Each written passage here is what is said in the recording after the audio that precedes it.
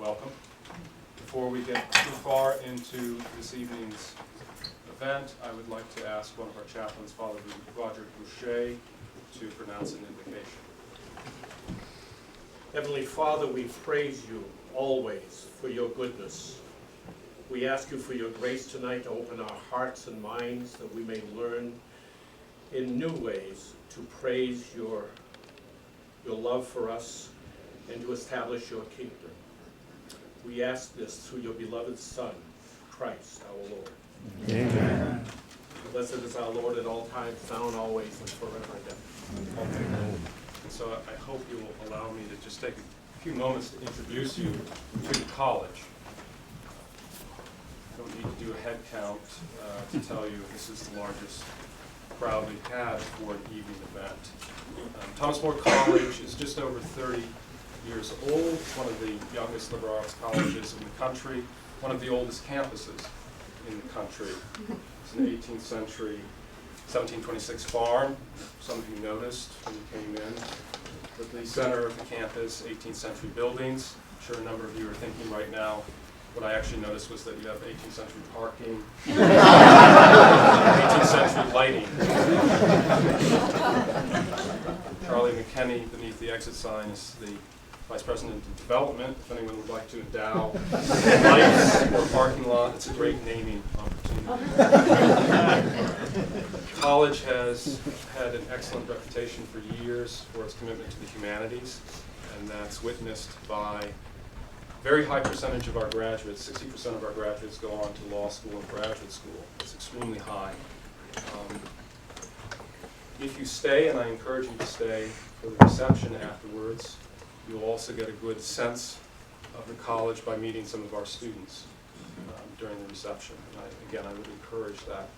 In addition to its commitment to humanities, the core curriculum here, the integrated curriculum here, it's not simply a core curriculum, takes the students through 4 years of humanities, natural science, mathematics, classical languages, economics, politics, literature, philosophy, and theology. As a Catholic institution, I suppose I can't say that. As our particular kind of Catholic institution, we are completely loyal to the magisterium of the Church. All our students during their sophomore year study in Rome as well, and we usually don't film things. This is being filmed now, so perhaps some of the students in Rome will see this. Today is Dr. Connell's birthday, students in Rome. Happy birthday, Paul. I bet this is a shocker for you. Typically, we would have 6, 12 guests at an evening lecture. So this is extraordinary. The guesstimate is there's around 100 guests. The number of guests may, in fact, exceed the number of students. Again, I welcome you. Debate is something that my colleague behind me, John Zmirak, has been promoting over the last few years. It is one of the ways that we pursue in common, the faculty and the students together, one of the ways we pursue wisdom. I hope that you enjoy the experience tonight, and now I'll hand things over to John Zmirak, professor of literature and author of many books and our writer-in-residence. Thank you, William.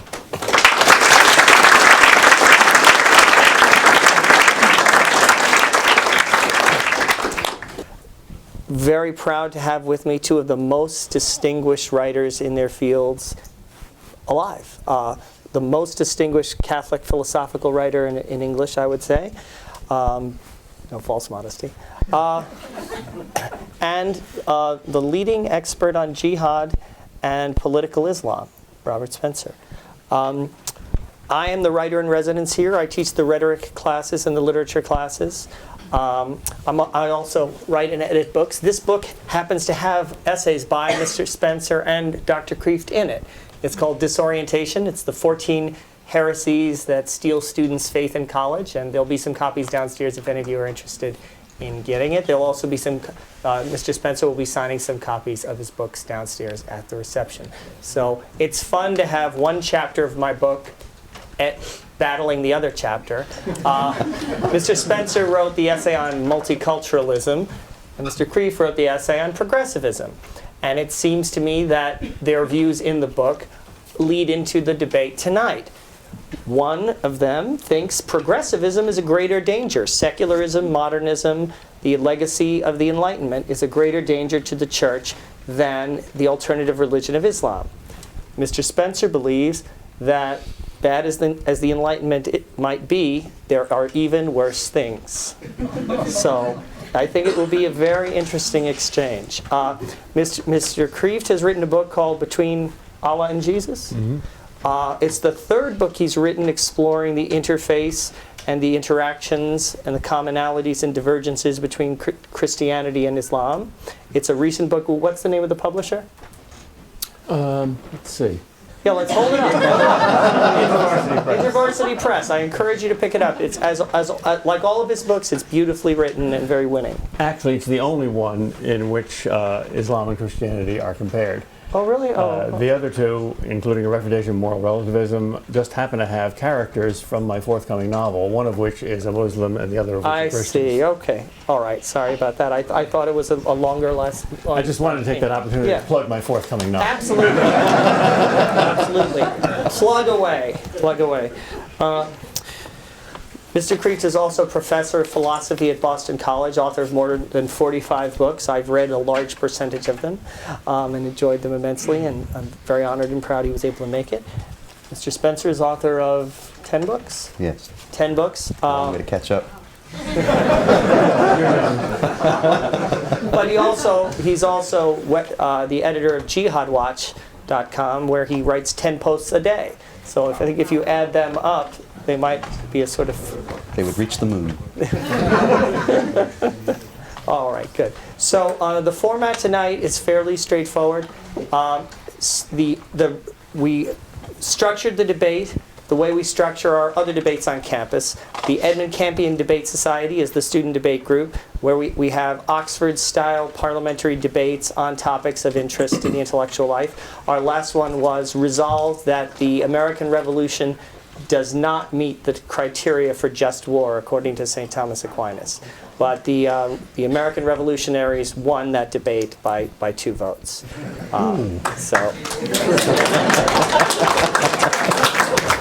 The previous debate was about whether prohibition should be passed. And each debate is set in the time. So the debate in prohibition pretended to be 1917. The debate for the American Revolution pretended to be 1776, July 7th.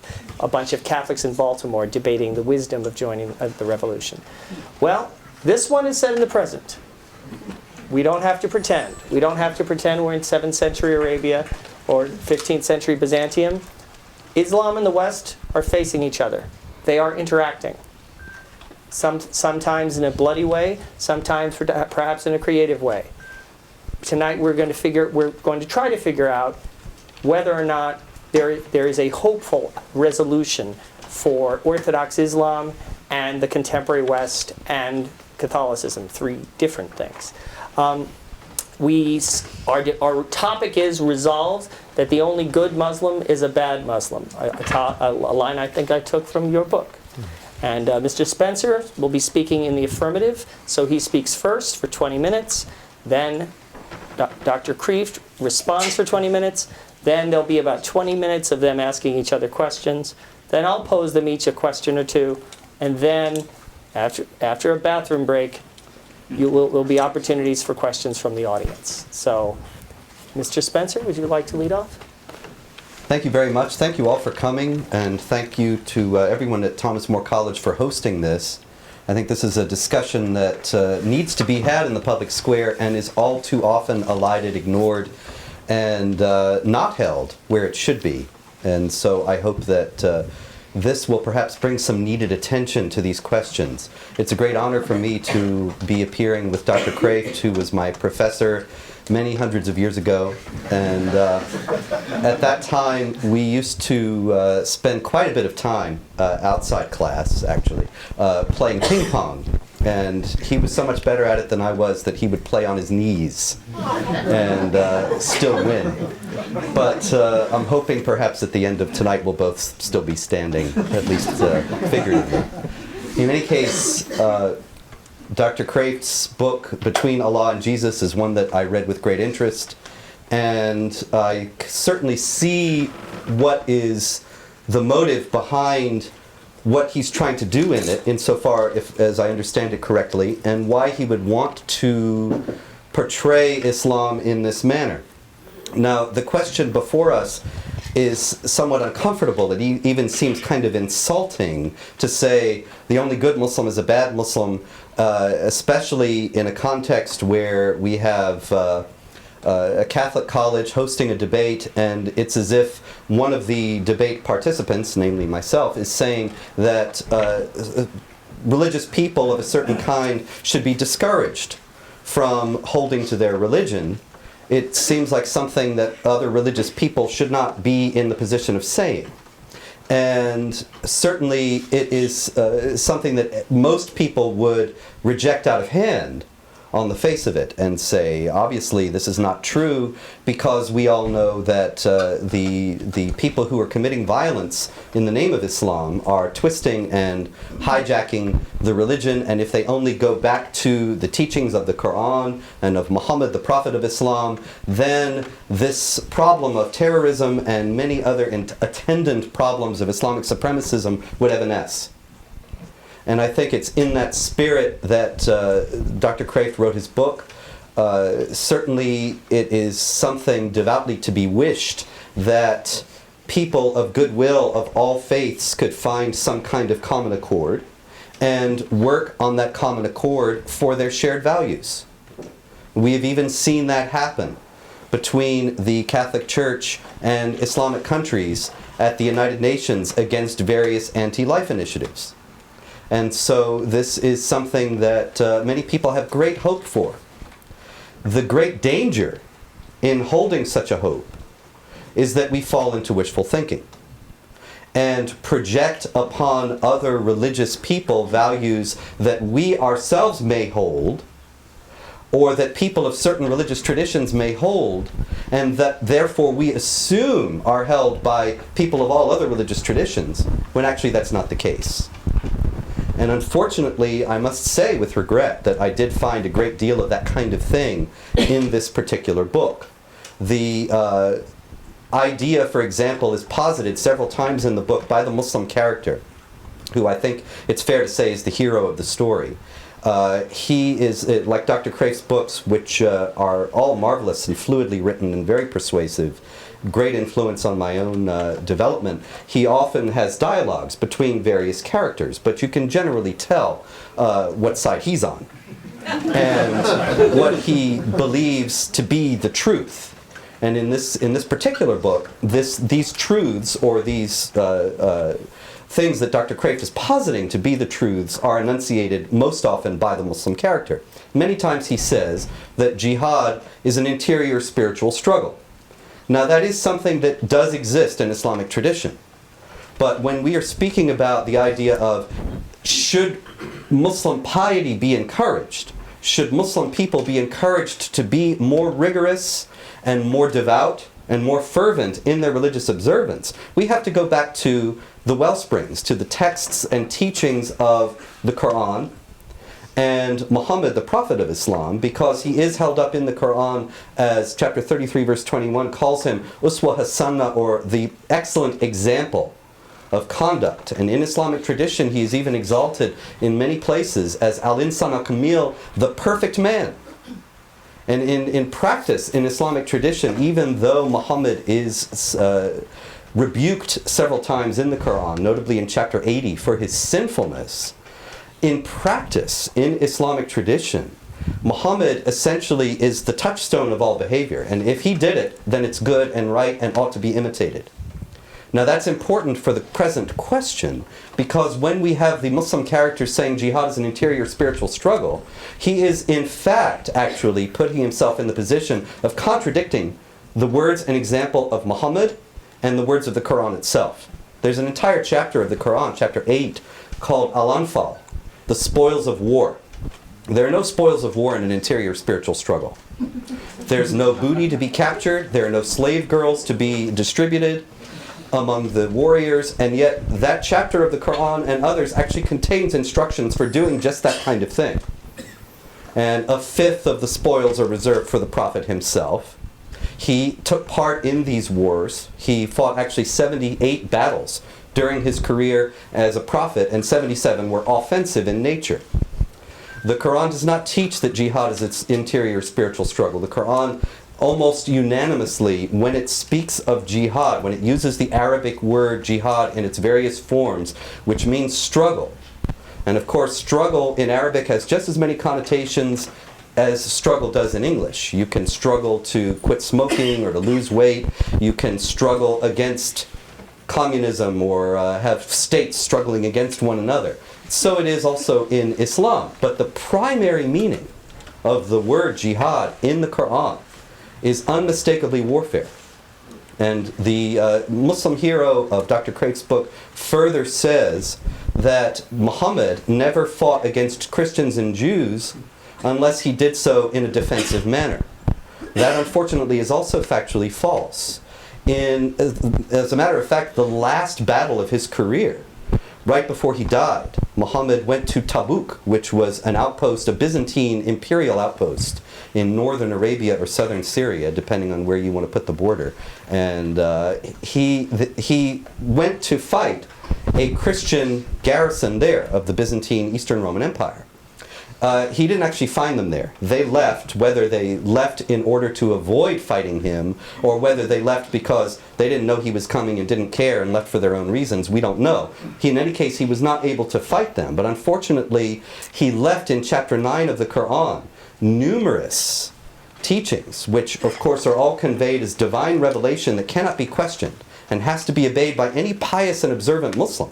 He left instructions to wage offensive warfare against Jews and Christians, particularly in chapter 9, verse 29, which tells Muslims to fight against those who do not obey Allah and His Messenger and do not forbid what He has forbidden. In other words, they don't follow the strictures of Islamic law, even if they are of the people of the book, which is the Quranic designation primarily for Jews and Christians, until they pay the jizya, which is a tax, that's what the word means in Arabic, with willing submission and feel themselves subdued. That verse became the foundation for an elaborate superstructure of laws that are still part of Islamic jurisprudence. They are still part of Islamic political law that Islamists, that jihad terrorists, and that any Islamic supremacist wants to impose over the world today. These laws mandate that non-Muslims of the people of the book must pay a special tax from which Muslims are exempt. As a matter of fact, you can pretty much correlate in Islamic history the strength and the aggression and the rise of the great Islamic empires of the past with the size of the Jewish and Christian communities that were subjugated within those empires and were paying for that imperial expansion. When those communities were exhausted economically, then the Islamic empires went into decline. This is an absolute correlation that recurs again and again and again. The Christians and Jews in Muslim lands were subjugated in accord with that section of the verse, the last part, until they pay the jizya with willing submission and feel themselves subdued. They never enjoyed equality of rights with Muslims. They were denied the right to build new houses of worship or to repair old ones. They were denied the right to hold authority over Muslims, so that Jews and Christians were relegated to the most menial and degrading jobs in the society. They were subject to various other humiliating and discriminatory regulations. Now, this is, as I say, I cannot emphasize enough, still part of Islamic law. This is not one sect or one school or one group that's heretical that has made this part of their teaching. This is universal among all the sects and the schools of jurisprudence that are recognized as mainstream and orthodox by fellow Muslims. They all teach that you cannot find one that does not teach the necessity to wage war against unbelievers, to subjugate them under the rule of Islamic law. And they are working. As a matter of fact, Hamas in Gaza has announced its intention to, once it's fully consolidated its power, to impose that system of dhimmitude and subjugate the Christians that remain there under its institutionalized forms of discrimination.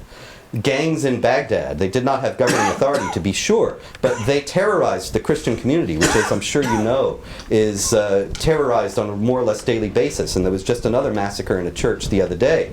They were knocking on doors in Baghdad last year and demanding payment of the jizya, this tax, which was essentially, it amounts to protection money that you pay it and then you don't get killed.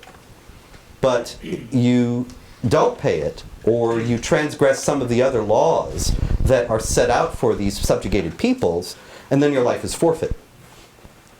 These things are still part of the agenda for Islamic jihadists today. The Islamic jihadists, coming back to the thesis, the question being debated here tonight, Islamic jihadists routinely portray themselves within the Muslim communities worldwide and among peaceful Muslims as being the most pious, most observant, in other words, best Muslims available. They are, in other words, the Muslims who present themselves as being the true, the pure Muslims. As a matter of fact, the worldwide Salafi movement, that's what it's all dedicated to, is restoring the purity of Islam as they see it. Hassan al-Banna, the founder of the Muslim Brotherhood, founded the Brotherhood in 1928 after Kemal Ataturk abolished the caliphate, which was the supranational symbol of the unity, the supranational unity of the Muslims that transcended all national boundaries. Ataturk abolished the caliphate in 1924. Hassan al-Banna established the Muslim Brotherhood in 1928 in Egypt as a direct reaction to the abolition of the caliphate because he believed that without the political aspects of Islam that have never been considered to be separable from the religious individual aspects of spiritual observance in any Islamic tradition, that those without the political aspect of Islam that had been damaged by the abolition of the caliphate, Islam was not being fully observed in the world, and he dedicated the Muslim Brotherhood, which is the direct forefather of Hamas and Al-Qaeda and other terrorist groups, as well as many pseudo-moderate groups in the United States today, like the Council on American Islamic Relations and so on. He was dedicating it to restoring what he saw as the fullness of Islamic observance, as the true observance of Islamic piety, which involved the subjugation of unbelievers, violence against them if they resisted, and the establishment of Muslims as a special class who would enjoy rights that the other groups in the society did not enjoy. These things are represented around the world today, in the Islamic world, in Muslim communities in the West as well, as being part of what it means to be a good Muslim. They make their appeal to peaceful Muslims. They justify their own actions of terror or supremacism, and they make recruits among peaceful Muslims by representing themselves as being the embodiment of authentic Muslim observance.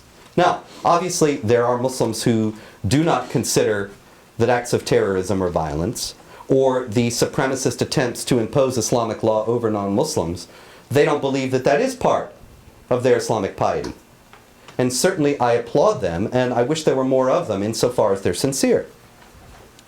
They are, however, universally, worldwide, on the defensive today. They are represented as the bad Muslims by their fellow Muslims, who are pointing to the texts of the Quran and the teachings of Muhammad to portray themselves as being the ones who are in the right. And so the Muslims who we could look to with hopes of reform, the Muslims who we would look to with hopes of their being our allies, they are the ones who are considered to be the bad Muslims, generally in the Islamic community.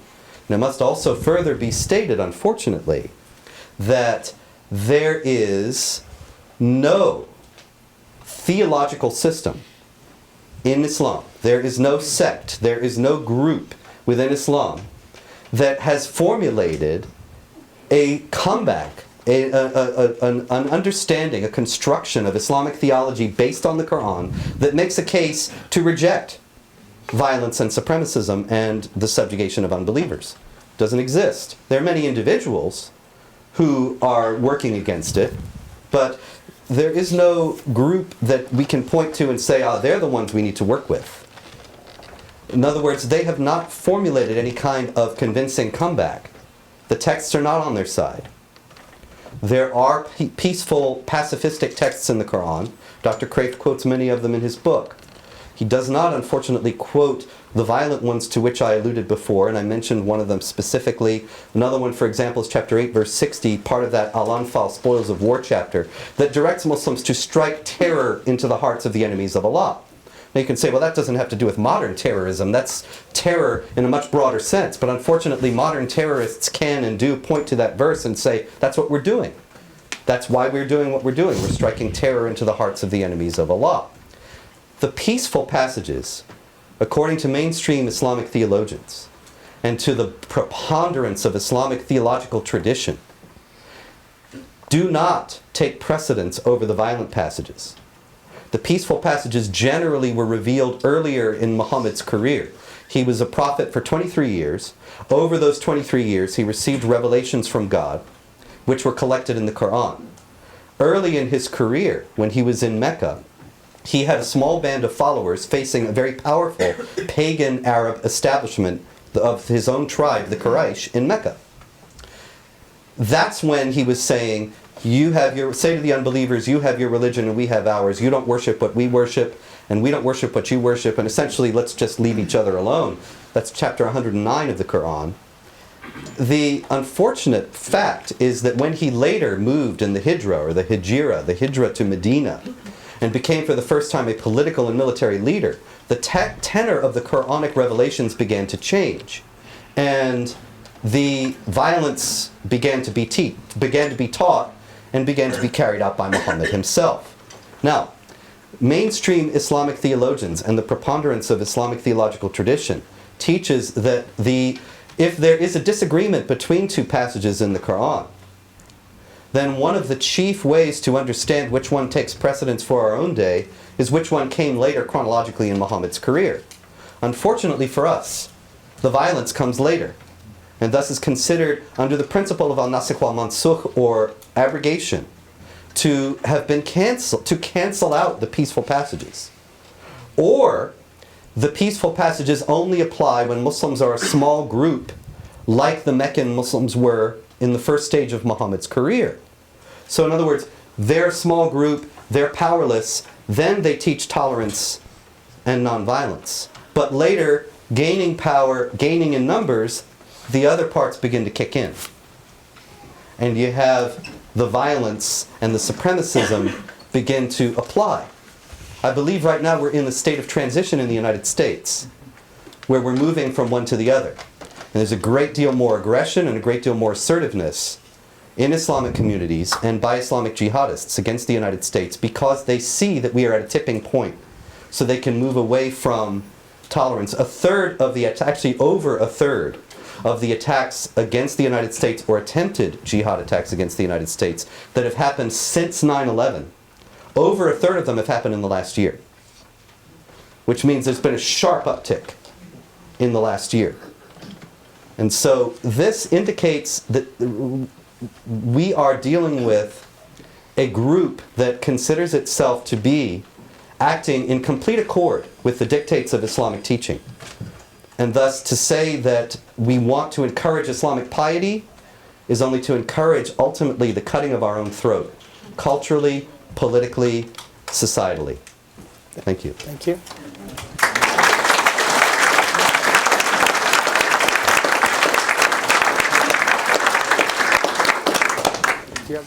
I find myself in some difficulties here.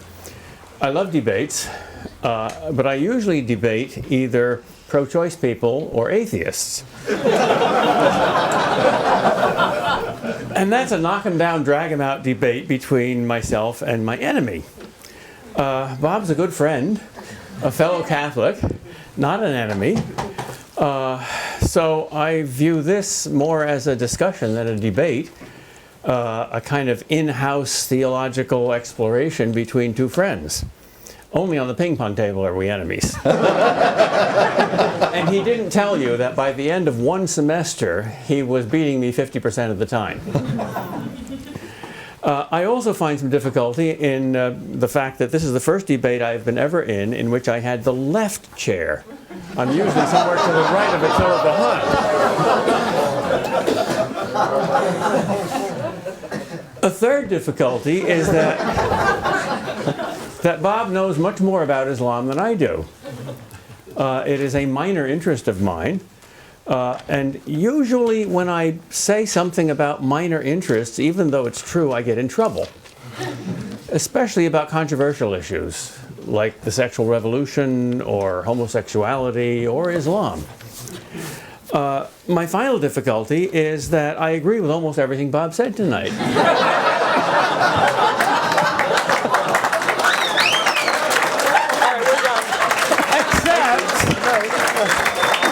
One little question, in the spirit of Columbo or Socrates, one last little question. Almost all your premises are true, but do they really entail your conclusion? Seems to me you have two conclusions, two main points, and I disagree with both of them. First is that the only good Muslim is a bad Muslim. The second is that Islam is a greater threat to us than the Enlightenment. So those are the two things I'd like to focus on. I'd like to make very clear that my standards of judgment are exactly the same as Bob's. First of all, the magisterium of the Catholic Church. Secondly, basic human reason. Thirdly, the facts of history and experience, which can't be denied. Since my ultimate standards of judgment are Catholic, I'd like to start not with my own opinion, but with the, quote, opinion of the Catholic Church. For the first time in 450 years, the Church has issued an official universal catechism. And there is a paragraph in it, especially about Islam, just one. But I think this paragraph is just about the most important quotation we could use about Islam.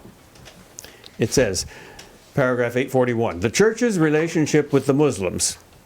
The plan of salvation also includes those who acknowledge the Creator, in the first place amongst whom are the Muslims. These profess to hold the faith of Abraham, and together with us they adore the one merciful God, mankind's judge on the last day. Now, I think Bob would agree with that. First of all, he's a Catholic. Secondly, nothing he said contradicted that. But I would like to simply add to what Bob said rather than contradict it, because that's a half-truth. I don't think he uttered any lies, and I don't think he uttered any false judgments except his two conclusions, but there's a lot of other things to say. First of all, the only good Muslim is a bad Muslim. I know that isn't true because I've met some good Muslims who are good and not bad. I've also met some bad ones. The only good Muslim is a bad Muslim means that, quote, a good Muslim, unquote, is a self-contradiction. Somebody who is utterly faithful to Islam and the Quran, and there are many different interpretations of it. There's not just one Islam as there is one Catholicism. As you know, there's no magisterium for all the Muslims in the world. They're like Protestants. They're all over the place. Well, not quite as bad as that. They're not 28,000 different sects and denominations. But just as all Protestants believe the Bible, all Muslims believe the Quran. That's a textual unity rather than a magisterial unity.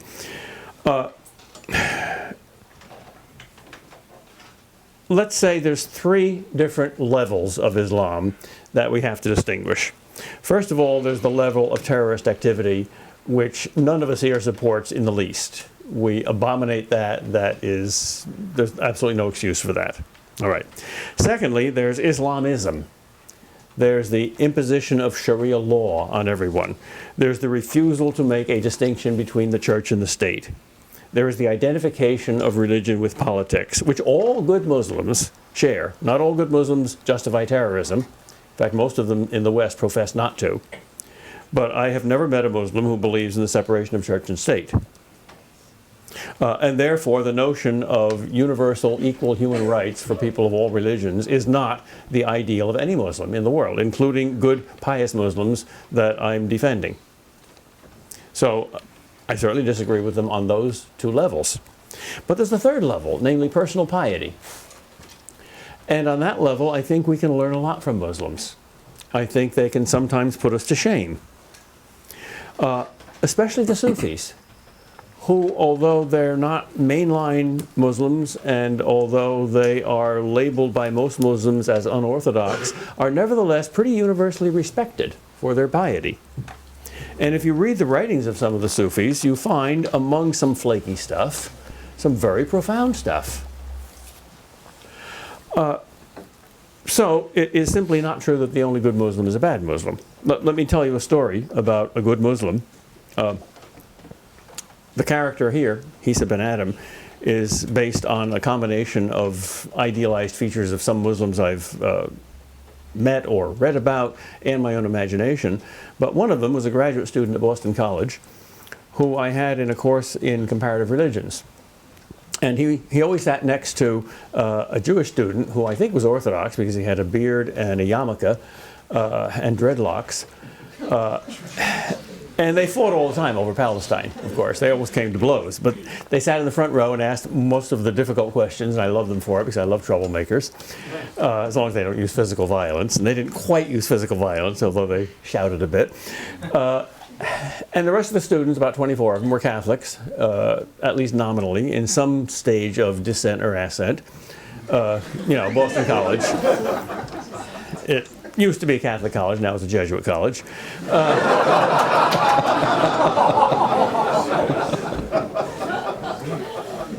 Actually, they're not so much non-Catholics who think they're Catholics, they're really Hindus who think they're Catholics because they're all pantheists. They think God is everything.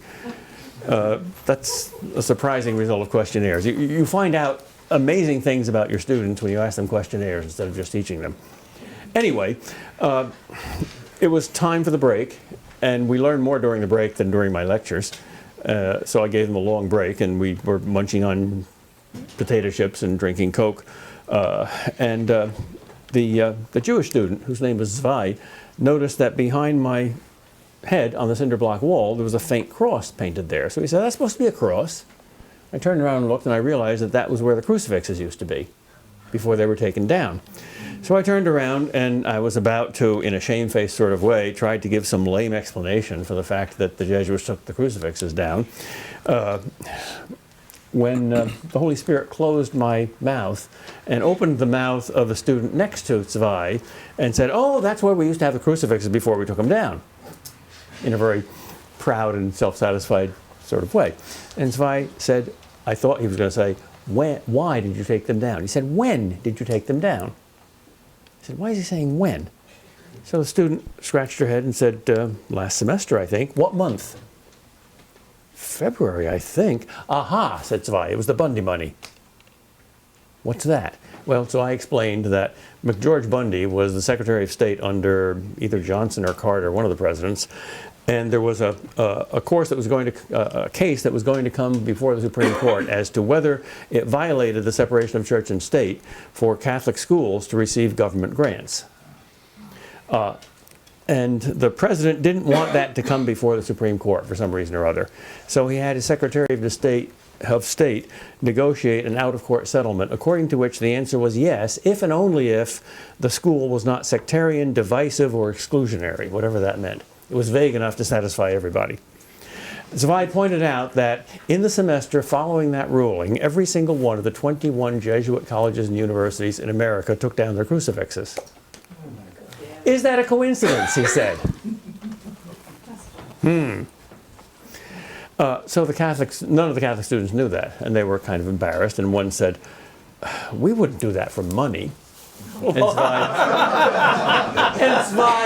Zwei smiled wickedly and said, "Of course not, but I hope you got more than 30 pieces of silver this time."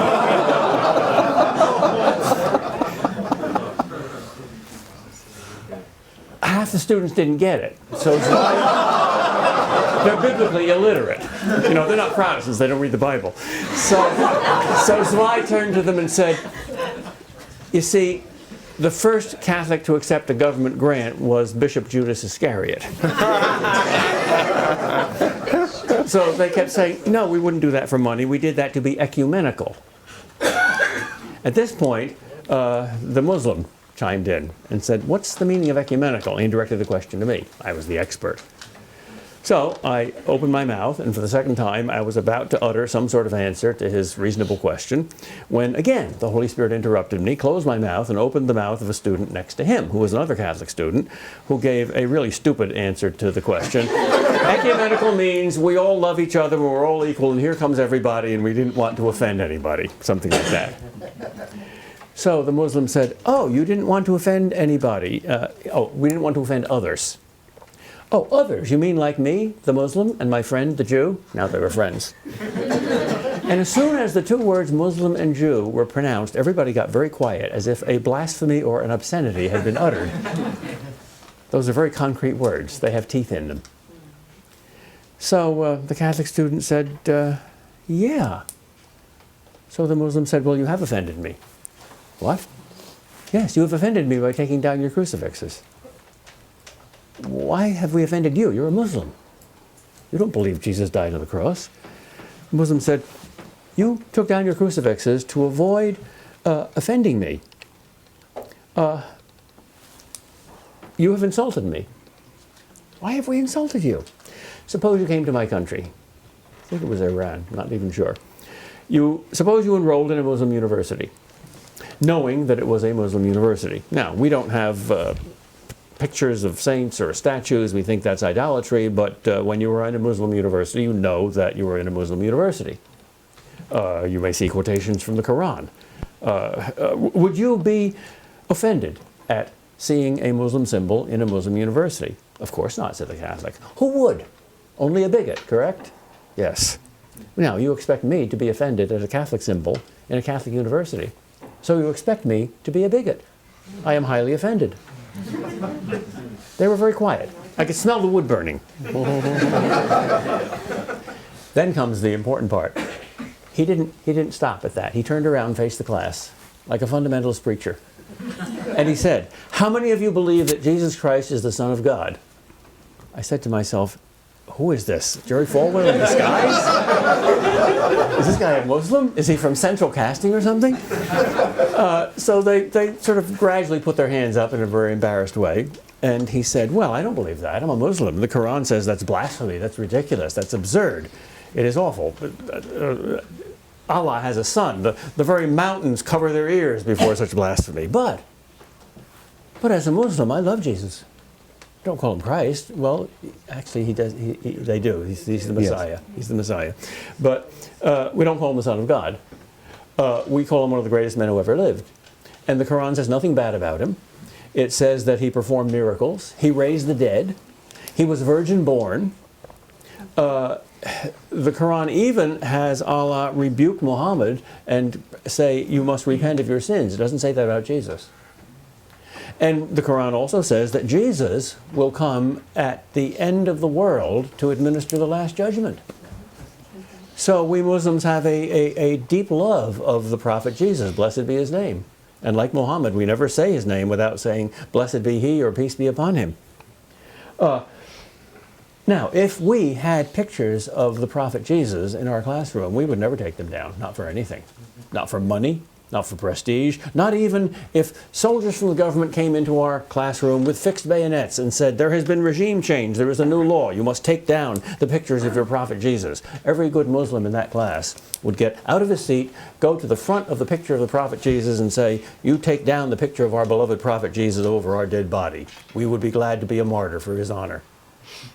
And now you take down the pictures of your beloved Prophet Jesus simply to get money from the government. So I think perhaps we are better Christians than you are.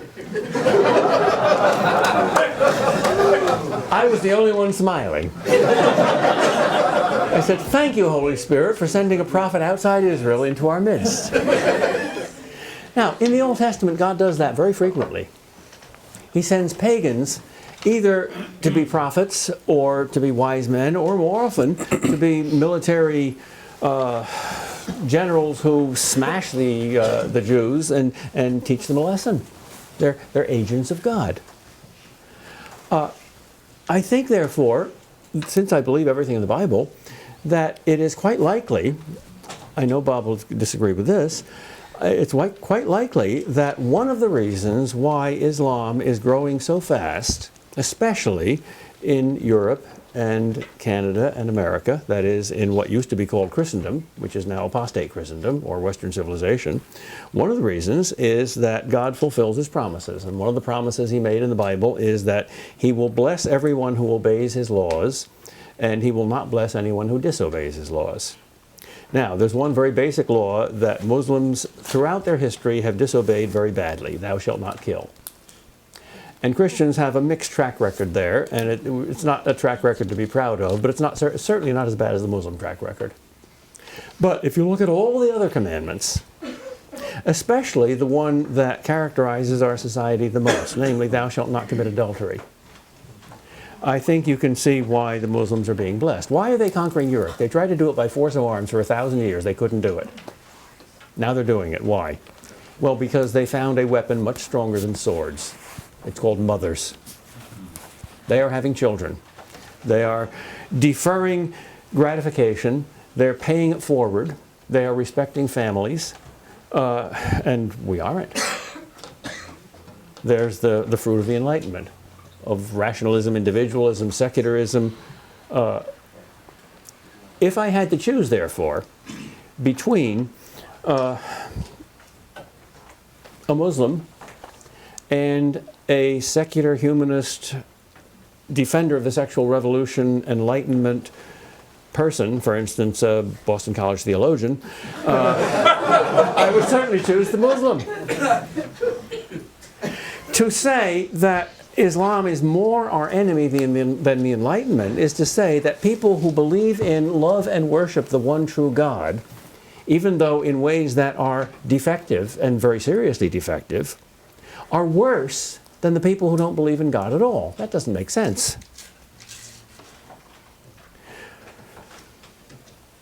How much time do I have left? 2 minutes. 2 minutes, okay. Our primary enemies are not Muslims. Our primary enemies are demons, according to Jesus Christ. According to St. Paul, we wrestle not against flesh and blood, but against principalities and powers. Throughout our history, we've forgotten that, and we have confused who our enemies are. Whether it's Protestants or communists or Muslims or whoever, we have tried to convert souls by killing bodies. Now, we don't do that anymore, and that's good. But what we've substituted for that, we used to act more like Muslims, that is. What we've substituted for that, unfortunately, is a kind of indifferentism and, oh, come on, let's just get along, and it's not really that important, which I think is worse. Indifferentism means you don't even play the game. You don't even take truth seriously. At least you don't take religious truth seriously. Playing the game on the wrong side, believing a religion that has very bad things in it as well as very good things in it, a heretical religion, which is all the other religions other than Christianity. I mean, every religion has some very good things and some very bad things in it. Buddhism, for instance. They have a wonderful sense of peace and mind control and a terrible theology. There's no God at all. They're a pantheistic pudding. To say that our fundamental enemies are people who, on a very deep level, believe in, love, and worship and try to obey the same God, although in a much more primitive way and a much more barbaric way and through a heretical communications network, but one which borrows enough from Judaism and Christianity so that the attributes of Allah, the 99 names of Allah, are all in the Bible. To say that they are more our enemies than our own apostates, that strikes me as absurd. I debated an atheist once at the University of New Hampshire. They didn't know who I was, and the atheist was one of these analytic philosophers who thought the word God was meaningless. So we didn't get to debate whether God exists until the last 15 minutes. We spent most of the time trying to defend the meaning of the word God and describing what God's attributes were. So I thought it was a bad debate. Afterwards, a Muslim came up to me and said, "You teach at Boston College?" I said, "Yeah." He said, "You're a Muslim, aren't you?" I said, "No, I'm a Catholic." Oh, I was confused. Why were you confused? "Well, your theology is perfect. You know Allah exactly." Now, at that point, I'd never even read the Quran. It is obvious that the Catechism is right. We worship the same God in very different ways. And there are very serious differences between Christianity and Islam, and I don't want to minimize them at all, and therefore I agree with almost everything Bob said. But let's get a sense of perspective. Our real enemies are, well, who is Jesus' real enemy? Is it Caesar? Is it the Roman soldiers? Or is it Judas Iscariot? once we get the Judas Iscariots out of the church, I think we may be able to convert Muslims. And I would love nothing better than to convert Muslims. But the way you convert people is by holiness, by sanctity.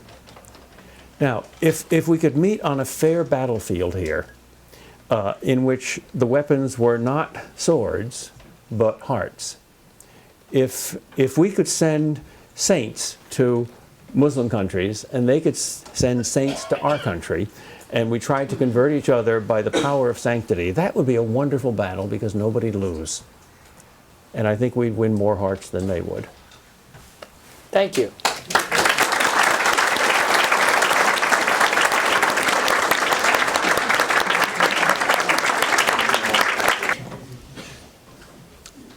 Well, I understand, Dr. Kreeft, that your points about that the Enlightenment is a greater enemy and that we need to have some kind of a convergence or a cooperation between people with a shared morality. Mm-hmm.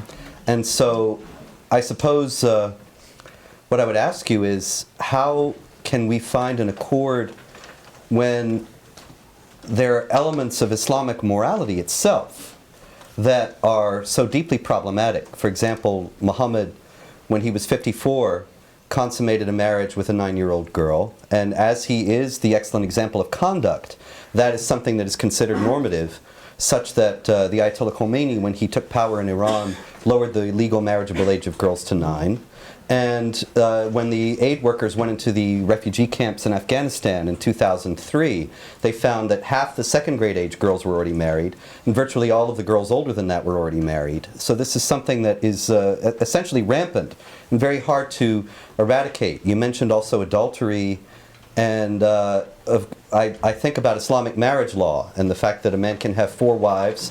All he has to do is say, talaq, you were divorced, and she's gone. And he can get another, as well as sex slaves that he's conquered in battle, which is specifically allowed for in the Quran, chapter 4, verse 3.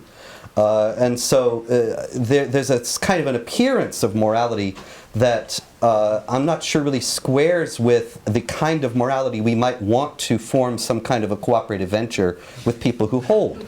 And so I would wonder, for example, also in closing, I don't mean to drag out the question too much, but I remember the great Oriana Fallaci, who was an Italian journalist, internationally famous, who wrote 2 very, very popular books about the Islamization of Europe after 9/11. And she was a great hero for freedom and for human rights. And I had the great privilege of knowing her toward the end of her life. And she told me that when she did a very famous interview with the Ayatollah Khomeini. And she was preparing for the interview with the translator in a room in Tehran before they went to meet Khomeini. And suddenly a mullah burst in and said, "It's a scandal, it's terrible, you're not married. And you're in a room alone with a man."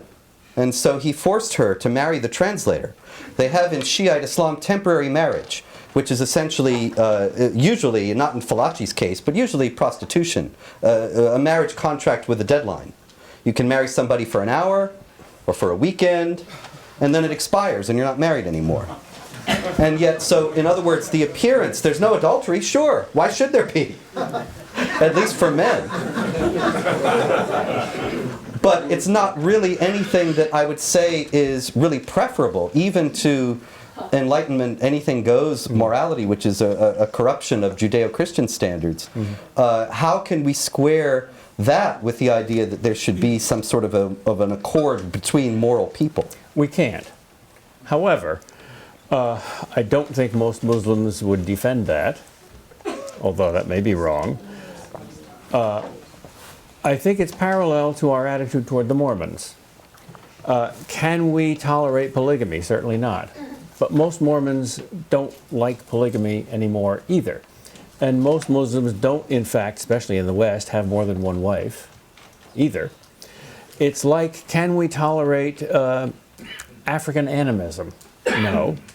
Can we tolerate polygamy in Africa? No, the church has a big problem with that. Nevertheless, we can still learn something from the Mormons. We can learn something from the Africans. We can learn something from the Muslims. George Weigel says that the Catholic Church could get its social agenda through Congress if it did just one thing: kick out every single Roman Catholic and replace them with a Mormon or a Muslim. In some areas, they are better than we are at preaching and practicing morality. In other areas, they're horrible. But we can still learn something from them. And the thing that I try to point out in this book that we can learn from them, it's a difficult concept. It's not formulatable in just one concept, really. It's a set of concepts. I call it the primitive. Certainly Muslims have a more primitive concept of God. It's not a God of love. It's not a Trinitarian God. It's not a God who has a son or who does an incarnation or who saves you. It's a very early Old Testament God. But if we repudiate those roots entirely, as the Enlightenment does, we don't really have a God at all. Here's a passage from Chesterton, from St. Thomas Aquinas. And this, I think, we can learn from Muslims, and we better, because we've forgotten it. It's a defense of the fear of God as the beginning of all wisdom, which most of our religious teachers say is a very bad thing and the beginning of all foolishness. But it doesn't say that the fear of God is the whole story. It's just the beginning of the story. The fear of the Lord, that is the beginning of wisdom, and therefore it belongs to the beginnings and is felt in the first cold hours before the dawn of civilization. The power that comes out of the wilderness and rides on the whirlwind and breaks the gods of stone. The power before which the eastern nations are prostrate like a pavement. The power before which the primitive prophets run naked and shouting, at once proclaiming and escaping from their God.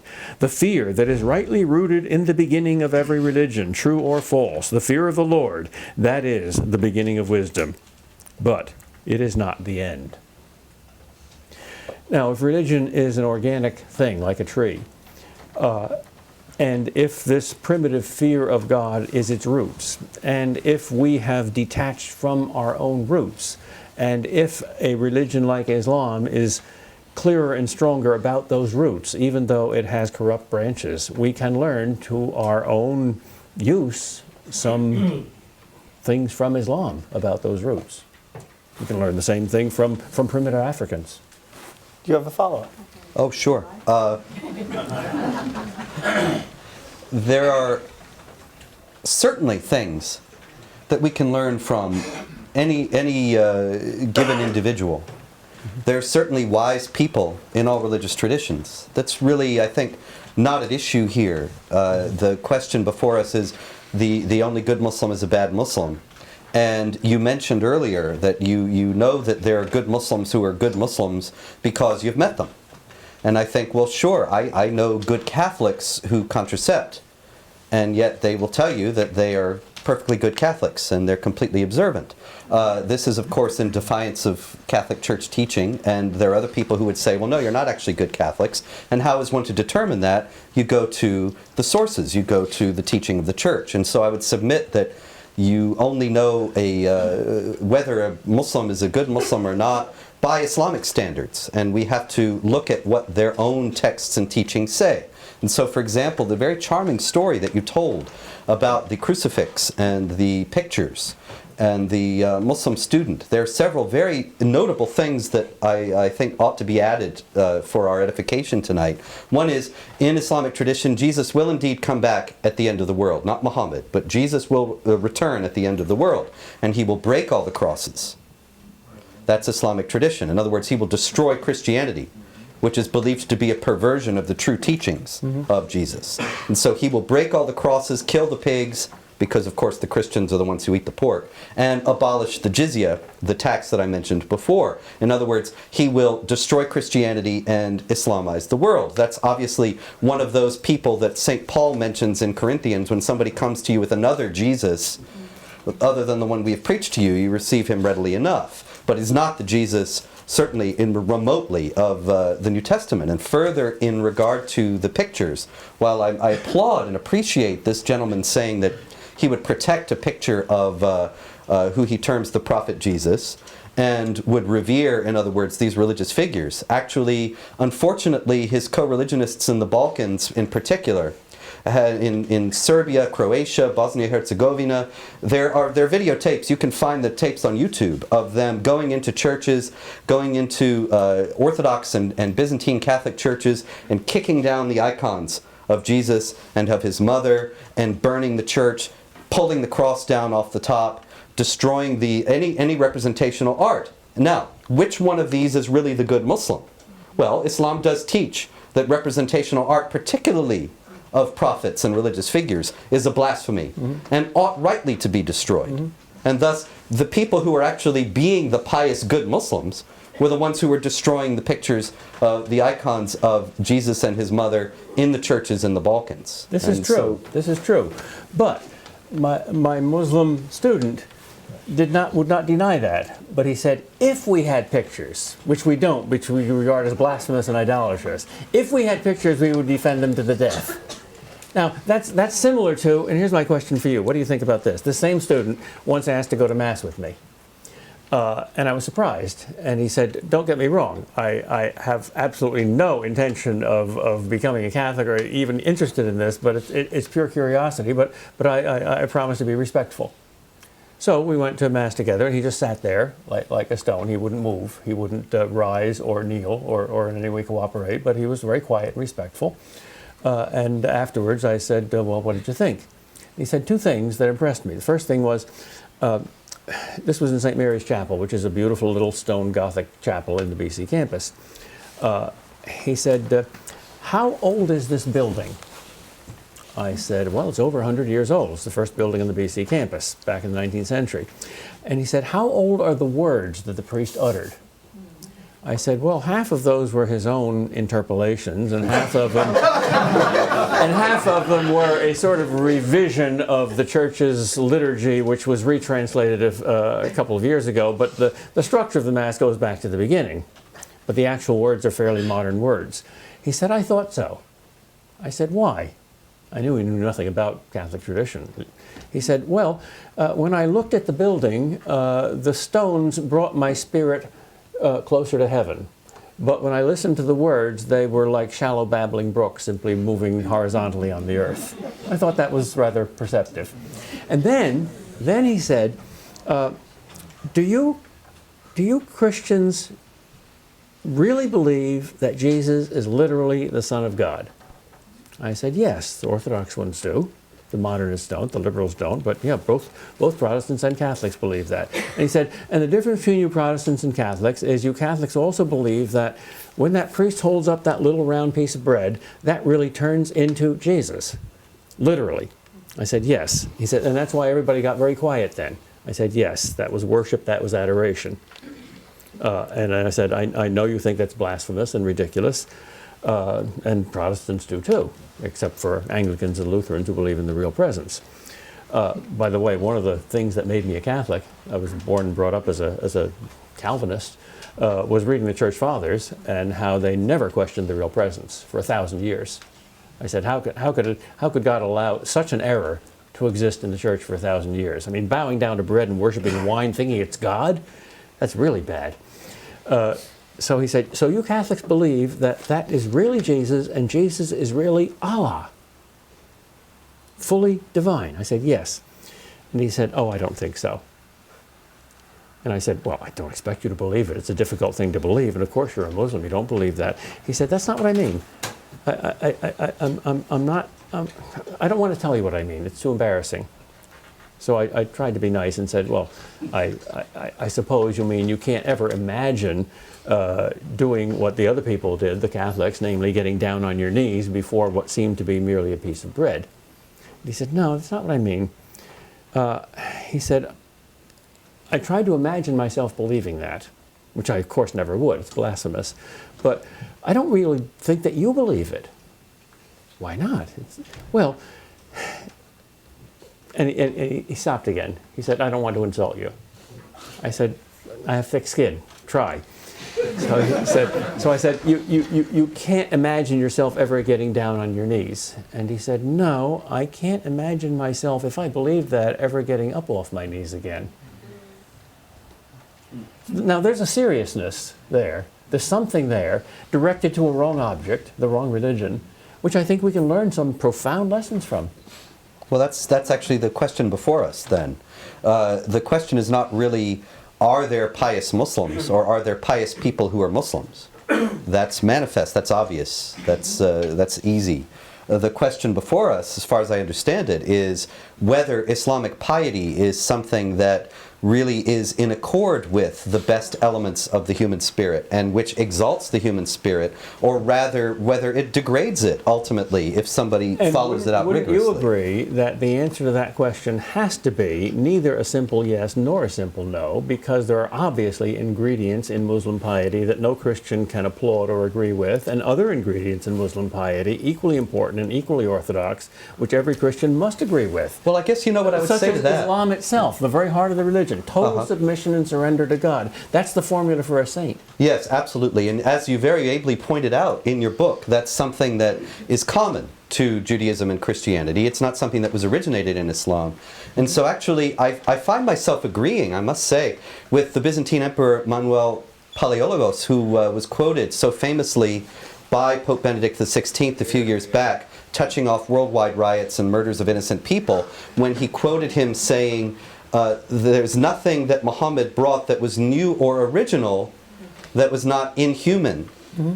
And I don't remember the exact quote, but something like that. There's nothing evil and inhuman. Nothing that Muhammad brought that was new and original that was not evil and inhuman. Mm-hmm. There's plenty of good in the Quran that's taken from Judaism and Christianity. Mm-hmm. Where it becomes problematic is where it departs from that. Now we can see that because we're standing outside it and we understand. Probably most of the people in this room know a great deal about Christianity, and maybe some of you a great deal about Judaism as well. And of course, Judaism and Christianity come from the same well springs and are very similar in many important ways. Now, that is something that we know then when we see these elements of Islam, that they are separable conceptually from the rest. But for Muslims, these things are all a whole. Like you mentioned, for example, the Sufis, and said the Sufis have a wonderful spirituality. They do have a wonderful spirituality. In my first book, Islam Unveiled, I quote in its entirety a poem written by the Ayatollah Khomeini, who was very deeply influenced by Sufism. Now, the Ayatollah Khomeini also said that I spit on the foolish souls who believe that Islam is a religion of peace.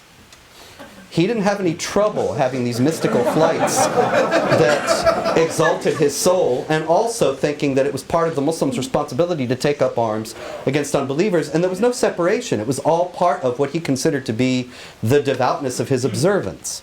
The Sufis, for several hundred years, have been at the forefront of the armed jihad warfare in Chechnya against the Russians.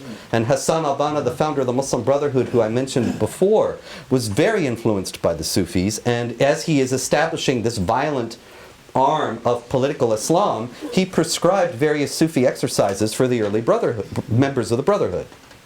And so, also Al-Ghazali, one of the foremost Sufis in history, is very, very clear that Jews and Christians must be fought against and subjugated. He had no trouble conceiving of these two things together. And so once again, I have to come back to the topic. The only good Muslim is a bad Muslim is a reference. It's perhaps a little bit of a coarse and insulting way to put it, as I explained before.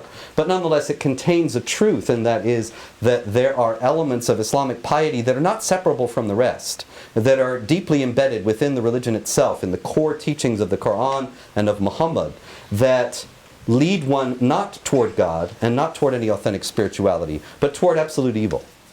Would you agree, though, at least, that there are things in Islam that they have learned from Jews and Christians, not new things, the Emperor is perfectly right, that we have forgotten, and that therefore we can relearn from them? Insofar as they question. are elements already of the Jewish and Christian traditions, then certainly we should look to any pious people and say that piety is a good thing and ought to be fostered. Yes. I'm not sure we need to go to them to rediscover that kind of thing. Mm-hmm. There's plenty within our own traditions that would do that for us if we would simply recover those. Yeah. Okay. I don't think we disagree about very much. I'll see what I can do about. Fun, though. I'll see what I can do about that. and the sower of discourse. Discord. Not discourse. Sower of discourse is good. Yeah, no, discord. Okay. First, I would like to ask, and after my questions, I'm going to open to the audience. I'd like to ask Mr. Spencer. When we say, if you say the only good Muslim is a bad Muslim, presumably you mean good as in good for us as Christians living in the West. In other words, what good as in to our benefit, to our safety, to our promoting our freedom, our ability to worship, evangelize, live in peace. But if you hope that Muslims are not true to their own religion and are not true to their own conscience, then aren't you hoping that they are disobeying the voice of conscience and therefore damning their own souls? Isn't that a perverse thing for us to hope for? And isn't it a little crass for us to hope that Muslims go to hell just because it makes them less likely to kill us? I don't accept the credit. Wonderfully uncomfortable question.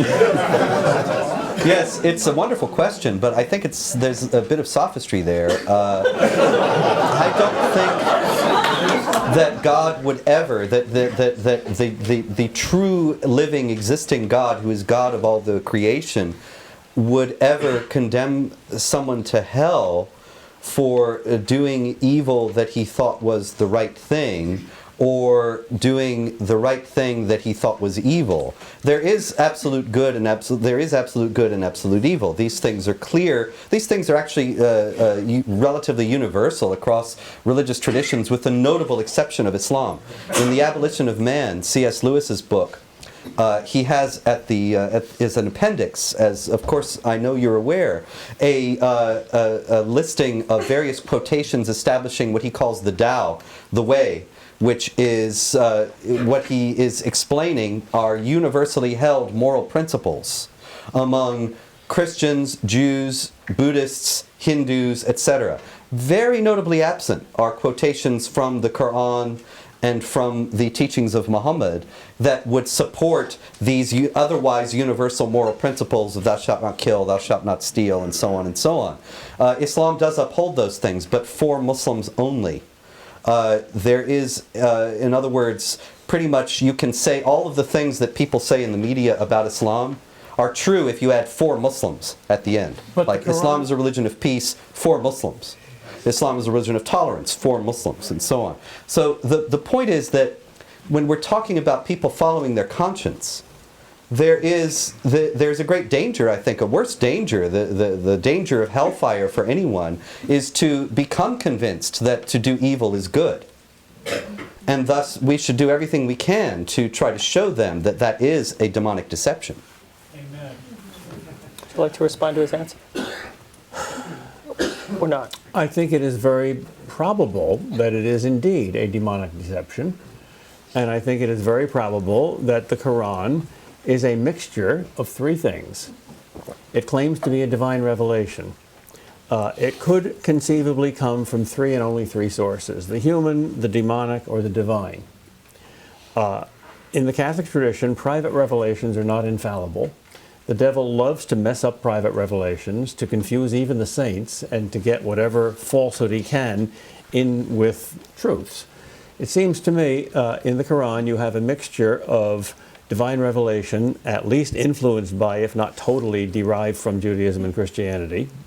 But maybe God sent an angel to Muhammad to get some messages through, and maybe a few of them got through. I don't know. So are you saying that Islam is on the par of a private revelation like Fatima or Lourdes? No, certainly not. But I am saying that there may be some supernatural good as well as supernatural evil in the experiences that Muhammad claims to have had in that cave, mixed with Muhammad's own very human proclivities to a mixture of good and evil, which would explain the mixture.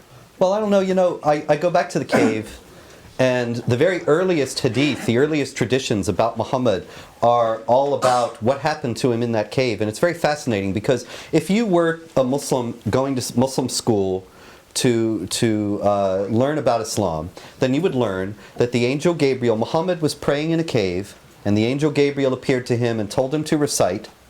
and he recited. That's what Quran means, recitation. And over the next 23 years, he was given recitations to recite that were the words of God, the Word of God, the perfect and eternal Word of God that had existed forever with God in paradise and was then being transmitted to earth through Gabriel to Muhammad. Now, that's a very nice story. That's sort of the Sunday school version. Or we could say the Friday school version. But in the actual hadith about the incident, the angel is not named as an angel or as Gabriel. He is some sort of spiritual being who then presses Muhammad very hard on his chest so that he thought he was going to die and tells him to recite. And he says, I can't read, because he was thinking I have to get a printed text and then, or a written text and then recite it. And he presses him even harder, and all the breath is going out of him. He's like a cosmic thug pressing on Muhammad, forcing him, saying, recite! And finally Muhammad says, okay, and he goes home, he's shaking with fear, and he says to his wife, cover me with a blanket. He's shivering, and he says, woe is me, either poet or possessed. By poet, he didn't mean Rod McEwen. He meant like somebody who is receiving ecstatic demonic visions.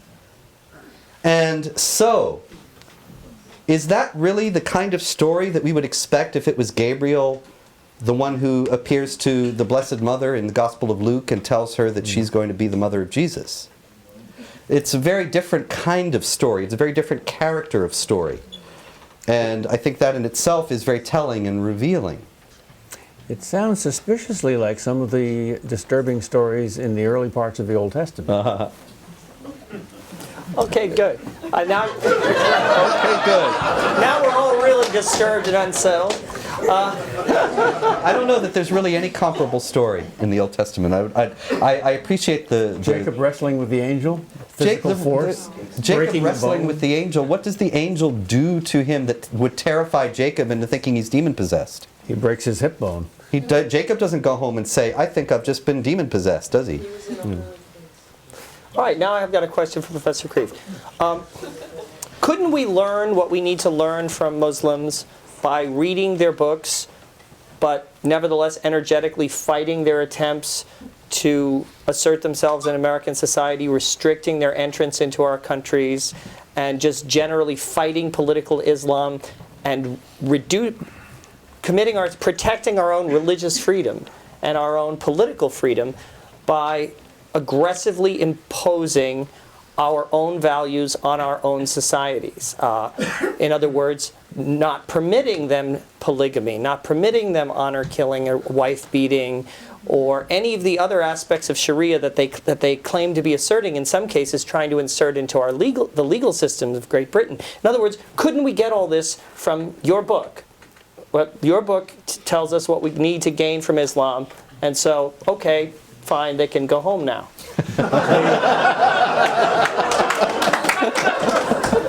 The long and complete and nuanced version of my answer to your question is yes.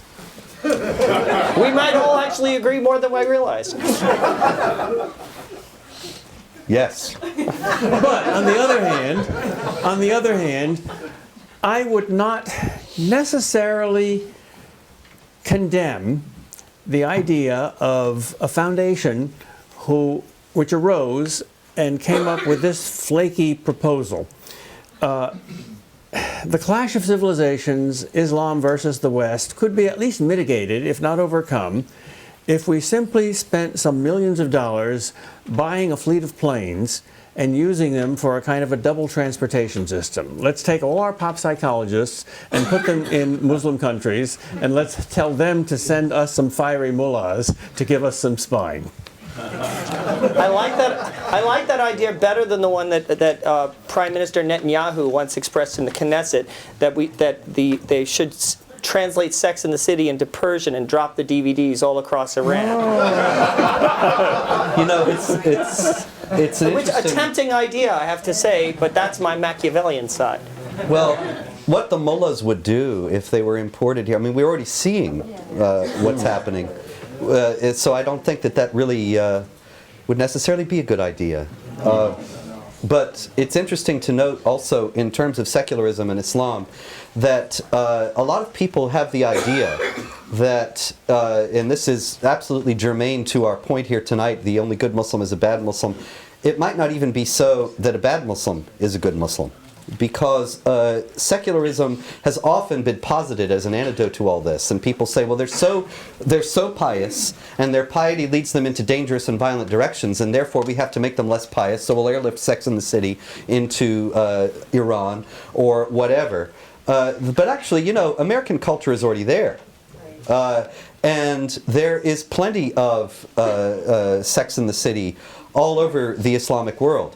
Make no mistake, Charles Glass, who was an American journalist who wrote a very fascinating book called Tribes with Flags in the 80s. He was actually, the book Tribes with Flags is an account of his crazy decision to walk from Antioch in southern Turkey to Cairo, down Lebanon into Israel, all the way down. And of course, in Lebanon, he was kidnapped by Hezbollah and held as a hostage. And while he was there, he found that his captors were listening to Michael Jackson records and Madonna and that kind of thing. And they would come up to him and they would say, "Do you think American girls would find me attractive?" And meanwhile, they're holding the Kalashnikovs on him, you know, and then they go and pray and Allahu Akbar, and they're going to slit his throat. But incidentally, you might want to read that book. It's very interesting. It's a straight journalistic kind of account of what happened. But then at the end, it gets very interesting because he starts having visions of the Virgin Mary who tells him how to escape from his captivity. And he does follow her directions and escapes. I have been told by numerous missionaries, most of them Protestants, that something is happening in the Islamic world in the last few decades that has never happened before. Conversions to Christianity are happening, Yes. and almost every single one of them has to do with the vision of the Blessed Virgin Mary. Yes. Yes. That's there are visions of Mary that have appeared and been seen by really many thousands of people. It's a phenomenon. Zaytun. More people saw that miracle than any other miracle in the entire history of the world. Yes. 2 million people. In Cairo, standing on top of a church. Yes. Muslims and Christians together. Yes. The Blessed Virgin Mary. So yes, something is happening. And she, unlike you, was making peace signs. Muslims and Christians. Oh, I'm all for peace, but I think that peace without a realistic appraisal of the situation is just naive and could be suicidally naive. I agree. I totally agree.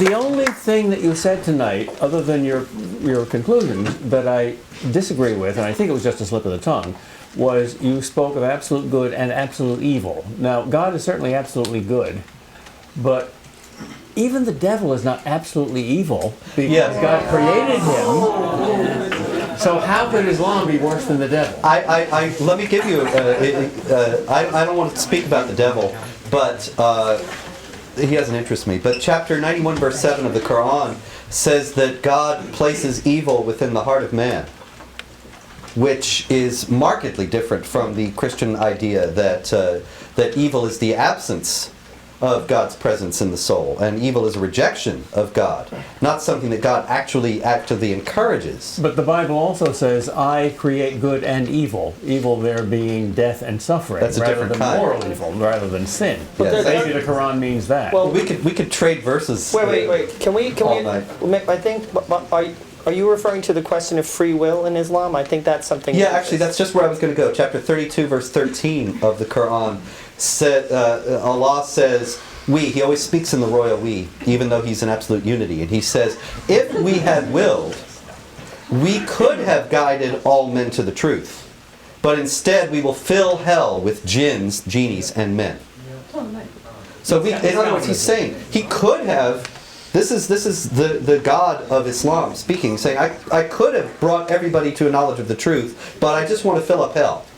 But like Augustine, most Muslims also claim to believe in free will as well as infallible predestination. I don't know where you're finding them, because actually the Quran decisively rejects the idea of free will and says repeatedly that Allah leads astray those whom he wills. Does not allow to go astray, but he leads astray those whom he wills and guides those whom he wills. And then this verse that I just quoted to you is also echoed in chapter 7, verse 179, which also says, I will fill hell with men. He could have decided to do otherwise, but he has decided to condemn certain people to a very luridly and lovingly, lavishly described vision of hell in the Quran. And he's sending them there because he wants to.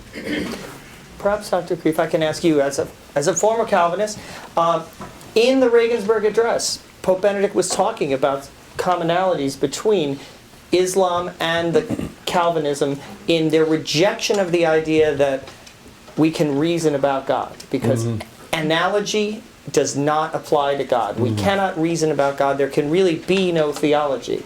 And Pope Benedict was talking about this as a kind of the beginning of the secularization of the Western mind. It seems to me that when the Muslims rejected the Mutazilite option, when they rejected philosophy, they rejected Avicenna, they rejected Averroes, at the same time Thomas Aquinas was taking these thinkers and trying to reconcile faith and reason. The Muslims saw an irreparable divide, an insuperable divide, and they chose faith and opposed to reason. Pope Benedict seemed to be saying that with Calvinism and with the Reformation, the long process began of the West rejecting faith and only accepting reason. So, in a sense, is there some sense in which Islam and the secular West are kind of mirror images of each other, or two broken pieces of a puzzle? That's very profound. Thank you. He didn't make it up, the Pope made it up. I'm proud of myself for remembering it. Robert Riley's recent book, The Closing of the Muslim Mind, is very enlightening on that. Yeah. Yes, it is a desperate philosophical mistake. It's voluntarism and nominalism. It's Ockhamism. Yes. Yes. All right. Are there questions from the audience? Okay. I'm seeing a parallel with the Sufis in your putting their piety that you look to them for, and the Pharisees and their piety, which was really, dirty rags. It was because the inside was corrupt, and so that's what I put to you is the Sufis' piety. Even the gospel writers didn't say the only good Pharisee is a bad Pharisee. In fact, there were good Pharisees. Nicodemus was one of them. Joseph of Arimathea was one of them. Gamaliel was one of them, St. Paul's teacher. Here you have three very good Pharisees, although many of the Pharisees were wicked people. Okay. I'm going to go one other part of it. This gentleman here. Both of you, maybe for Mr. Spencer, we know that politics is a practical art. It often brings together strange bedfellows and factions and coalitions of groups and persons who would ordinarily be opposed to each other. From that purely practical standpoint, couldn't we say that the Christian West and Islam, whether Muslim individuals or political groups or nations, that we can make a deal with the devil, so to speak, and cooperate with them in the United Nations on the global front to fight the kinds of evils that Dr. Kreeft was talking about? Well, I don't have any objection to doing that. Obviously, it worked in Beijing, and I think the only hazard of it is that people don't recognize the limitations of it. Here again, I'm all for peace, but we need to go into such things with open eyes and understand that we are dealing with a group that will never regard non-Muslims as their equals and will not regard us as any more their friends because we have cooperated on these various ventures than they did if we had not cooperated. There's a great, in other words, I think, for example, the American military's idea of going in and handing out candy on the streets of Baghdad and Kabul and basketballs and going in and building hospitals and schools and roads and all that. It's all great, but it's predicated on the idea that we will win over their hearts and minds by doing that. Whereas as if, for example, they hate us because we aren't being nice to them. or they hate us because of our immorality, or they hate us for whatever other reason. When actually, if you go back to the Quran, it says fight against the Jews and Christians, not just the immoral Jews and Christians, or the Jews and Christians whose foreign policy you dislike, or something like that. Just fight against the Jews and Christians. And so there is ultimately, for a Muslim who takes that seriously, ultimately no accord is possible unless we submit or convert. And so certainly some sort of limited partnership is obviously possible because it's happened. If we're But shrewd about it, though, it's yeah, something- shrewdness is very good in this case, yes. 1 second, I'm checking the time. Okay. Gentleman in the back in the blue shirt.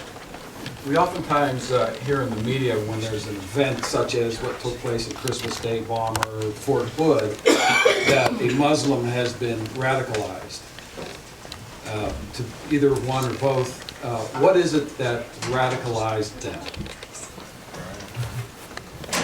Well, I know how Bob's going to answer that question. They haven't been radicalized because Islam is essentially radical. They haven't been turned into radicals from beginning by being moderate Muslims.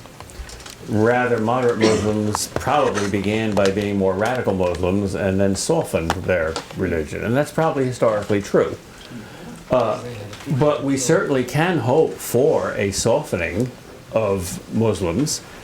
It has happened before in history. It can happen again because Islam is like Protestantism. It has a Bible, but there are so many different interpretations of it possible without an infallible magisterium that there are no preset limits to emphases and interpretations that could be in the future. I don't personally hold much hope for a moderate and liberal Islam suddenly arising in our lifetime, but it's not in principle impossible, so I think we should encourage any movement in that direction. Let me, Well, I would- wait, yeah. can I add? Yeah, I wanted to clarify. What softens Muslims? Well, in the first place, I actually did want to answer the Okay. question, which was what radicalizes them. It's generally an appeal to Quranic texts and teachings. It's generally a call to say, you are not being a good Muslim unless you do this. Chapter 9, verse 111 of the Quran offers paradise, actually guarantees paradise, I should say, to those who kill and are killed for Allah. And this is used today by suicide bombing recruiters to get people to strap bombs on themselves, and they go kill some infidels. They get killed in the process. They're guaranteed a place in paradise. And that's a very powerful inducement if you really believe that this is how things work. Now, what would soften these things? I wouldn't say that it's impossible, but Islam, we should know in the first place, is not really like Protestantism at all.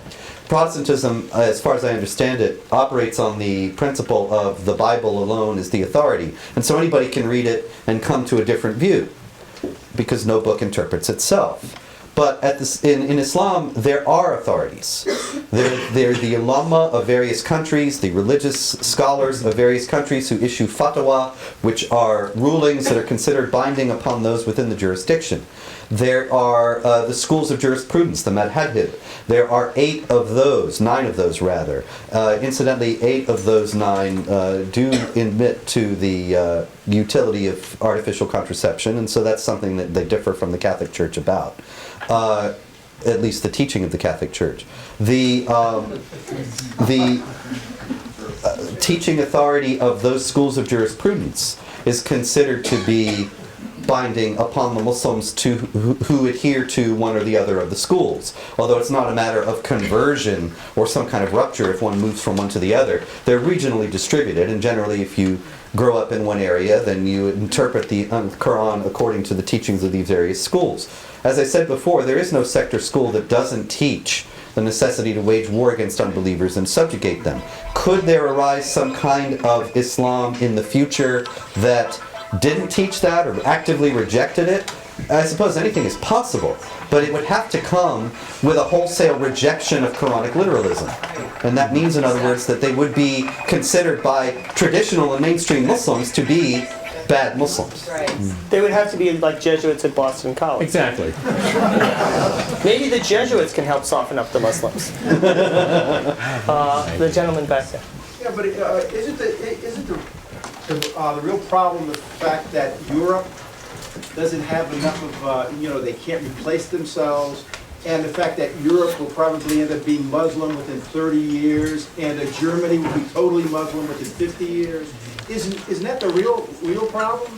And, going to, it's just that, it seems to me that, what Peter Kreeft says that, well, I bring the student here, he understands, he's in the church with me, and he's respectful. And then I think about what happened 2 days ago, was it, or 3 days ago in Iraq? I mean, is The this slaughter man in the who was Catholic there, Church in Baghdad. who was there, with Peter Kreeft, I don't know, 20 years ago, 10 years ago, is it possible that he could be back wherever he is, and he might even been in the church, 2 days ago? That's the problem, I think, with, that we have with the Muslim faith. Is there a question? Well, I guess the question is, how do we address that? Which part of it? The part is that they're schizophrenic. I mean, here they are in the United States. They're perfectly because it's part of the faith that says when you're outnumbered to be a pacifist. When they're amongst themselves, when they're in a group, they seem to lose control. So how do we handle that? What is our philosophy? How do we address that practical problem? Okay. Well, yes, ma'am. I would like to amplify just a bit a couple of these points because Dr. Kreeft said earlier that most Muslims in the West don't practice polygamy and don't practice these other elements of the faith that we would consider to be noxious, and I think are objectively so. Actually, that's not entirely true. There actually is, even by most recent accounts, I believe, was it 20 or 30,000 polygamous couples in the United States, polygamous families, that is, polygamous groups, that are Muslim. And it was very noteworthy that Ibrahim Hooper of the Council on American Islamic Relations, which is a Hamas-linked Muslim Brotherhood front group that masquerades as a moderate organization. Hi, Ibrahim. Ibrahim Hooper actually said in response to that news item about polygamy in the United States, he said, yes, there is polygamy among Muslims in the United States, and Islamic scholars differ as to whether it's permissible.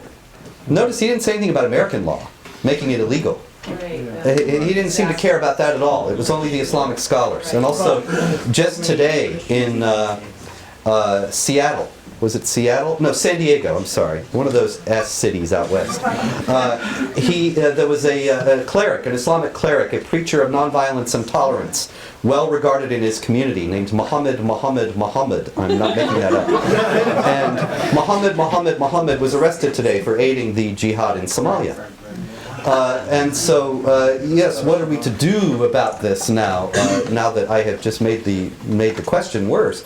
Well, first thing we have to do is assess it realistically and understand that really anybody who professes the Islamic faith, if he delves into the teachings of his own religion, is somebody who can end up being very dangerous to us.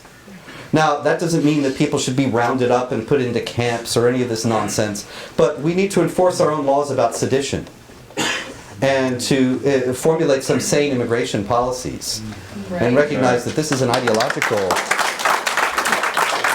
conflict and not some sort of a problem of racism or all these things that usually cloud these issues.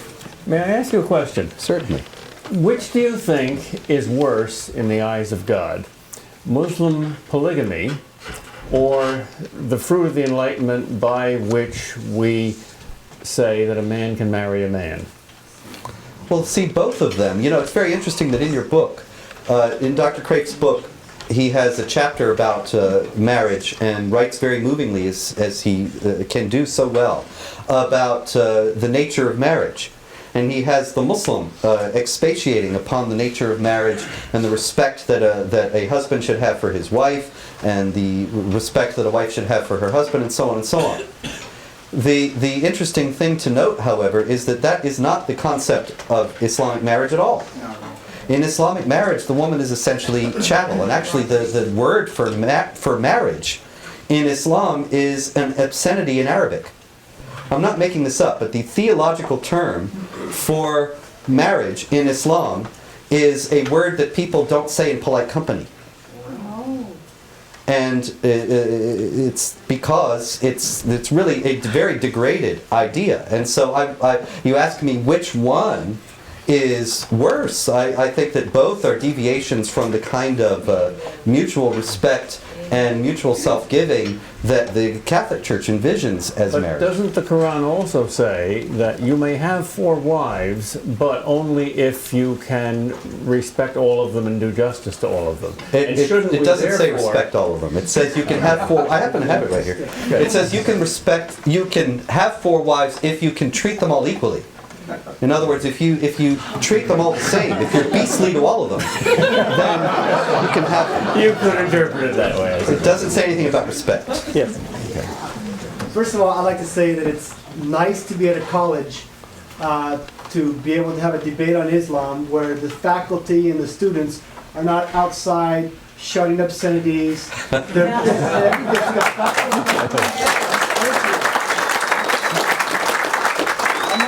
That's what usually happens when I speak at colleges. We save that for the classroom. I was at Temple University in Philadelphia just last month, and there were protesters outside shouting about racism and how I was such a terrible And here person. they're So standing loud we so could we barely can- hear ourselves in there. So what I would like to address is this growing allegiance between radical Islam and not only the American left, but the global left, ideological left in general. And a couple of recent examples is when Bill O'Reilly went on The View, a left-of-center show, and he mentioned that we were attacked by Muslims. Joy Behar got up and walked out. And then right after that, Juan Williams was fired from NPR for saying that he gets nervous when he sees Muslims getting on an airplane. And I'm sure it's something most of us innately feel. And so I'm trying to figure out, if you guys have any thoughts on this growing, because I feel browbeaten anytime I want to speak about Islam in public. And sometimes, honestly, I feel like my life might be in danger because of it. So why the alliance? Well, I would like to point out that Al-Qaeda has issued a fatwa against Mr. Spencer. He's the number 4 on their list of Americans. With a bullet. Yeah. So that's why he has a bodyguard here tonight. But I would like both of you to be able to respond to that. Why would the left feel an affinity with Islam? It seems bizarre to us. Do you have any insights, Professor? Yeah, because the left wants to feel an affinity with everybody. Except us. Except right. The left hates America. And because the left hates America and they see that the Islamic jihadists hate America, they see a friend there. Yeah. And they see somebody they can cooperate with. And also the left doesn't understand religion, doesn't take religion seriously, and thinks, well, yes, they're nutty religious people, but we can control that. We'll take care of that after we've defeated the real enemy.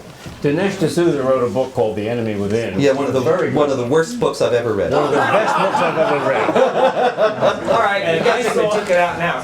I heard Dinesh debate Alan Wolf at Boston College, and it was the most one-sidedly embarrassing debate I ever heard, and Boston College censored the debate and refused to allow the tape script out because Dinesh totally demolished Alan Wolf, who is a classic liberal, who says, we're all equal, why can't we just get along? Well, certainly, I wasn't at the debate. I have debated Dinesh myself. You can see the debate on YouTube if you're interested. We were debating because Dinesh contends in his book, The Enemy at Home, that essentially Britney Spears caused 9/11. That American pop culture going into the Islamic world made these straight-laced moral people rise up and strike back against us. That, of course, completely ignores, and I don't think Dinesh is even aware of the fact that they were fighting jihads against us before pop culture was immoral. And as a matter of fact, it's noteworthy that Sayyid Qutb, one of the key theorists of the Muslim Brotherhood, came to the United States in 1948 and spent 2 years here in Colorado. And he wrote about his experiences with America and how they hardened him in his understanding that America had to be destroyed and that it was this deeply immoral principality. And in 1948, you know, Doris Day was on the top of the pop charts. The idea that that kind of thing was immoral, it perhaps betrays the fact that actually, if you look back even in Crusader literature, you find that the Islamic world generally always thinks of the Christian world as immoral. And the immorality is ultimately beside the point because, as I said before, the teachings of Islam say fight the Jews and Christians. It doesn't say leave the moral ones alone and only fight the immoral ones.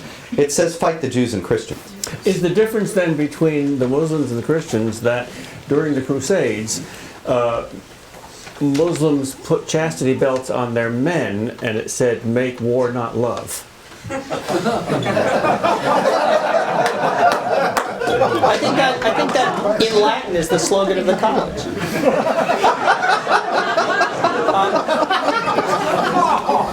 Mr. Harry, a question from an actual Thomas More student. We got one into the room. Mr. Stephen Herrick. I was wondering what differences are there between our concept, or a Christian concept, of ultimate beatitude or heaven, and the Muslim concept of that, and what effect that may have on motivations, like you mentioned earlier, to lose your life or take a life for Allah. It's an embarrassingly... Yeah, I'm going to let him go first so you can respond. Okay. I'm just being fair here.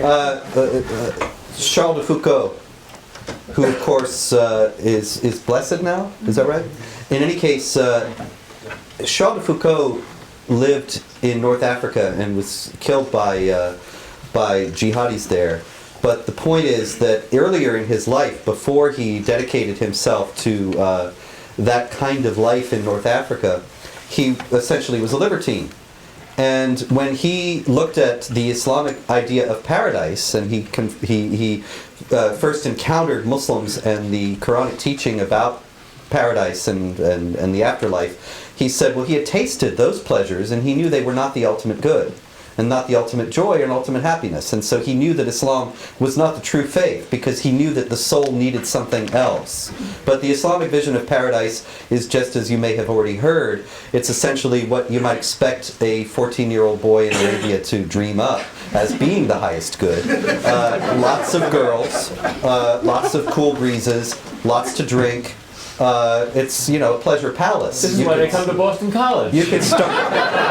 Well, you could, I don't know. I wonder why they don't go to Vegas. You could start a very successful nightclub and call it Muslim Paradise. And I've been to. It would be a very pious place. Yes. I think when the pious Muslim gets to paradise, he will indeed find 40 virgins, but they will be nuns. There's a great picture of 40 nuns with guns. Yes. Given all that's been said here, I'm curious if I could hear maybe both of the panelists speak to what our public policy should look like with respect to Muslim practice in the United States.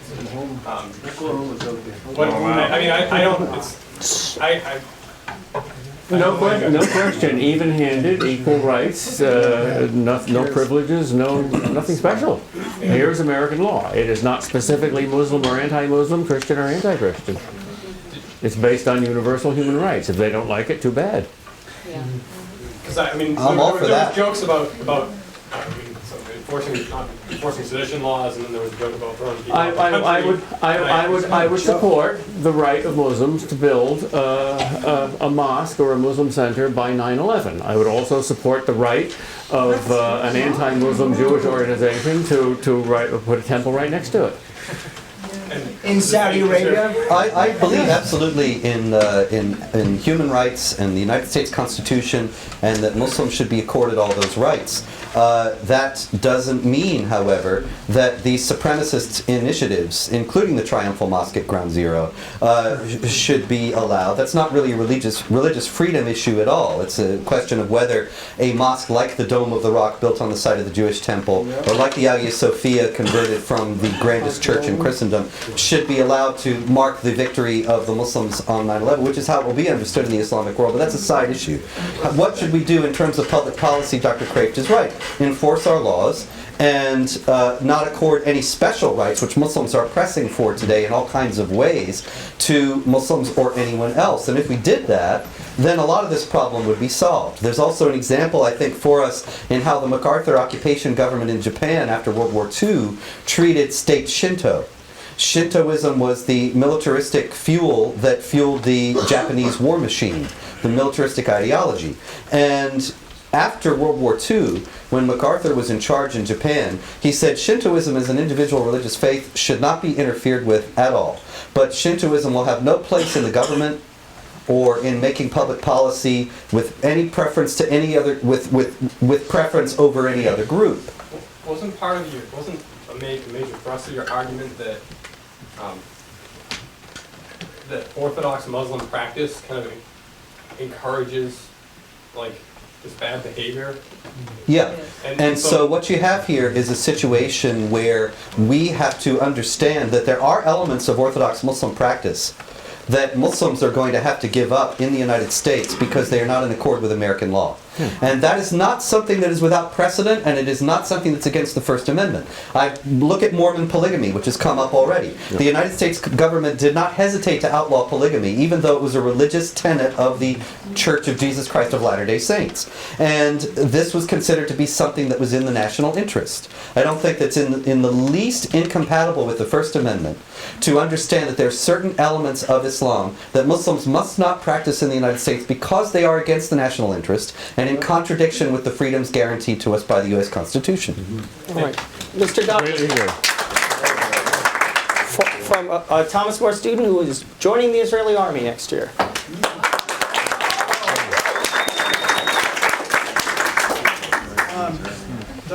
Not part of our ROTC program. Dr. Kreeft, Louder. I was wondering if you could answer this for me. I'm sure you're probably at least familiar with the supremacy clause in the Quran that says that in order to honor Allah, you must kill all the infidels, first the Saturdays and then the Sundays.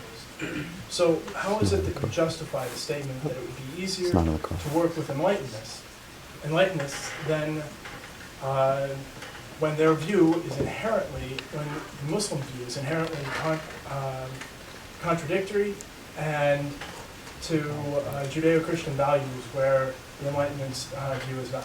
Okay, no, first you had a clarification? Yeah, I did want to point out the Quran does not say to kill all the infidels. It says kill the mushrikeen, which are the polytheists, those who commit shirk, the association of partners with Allah.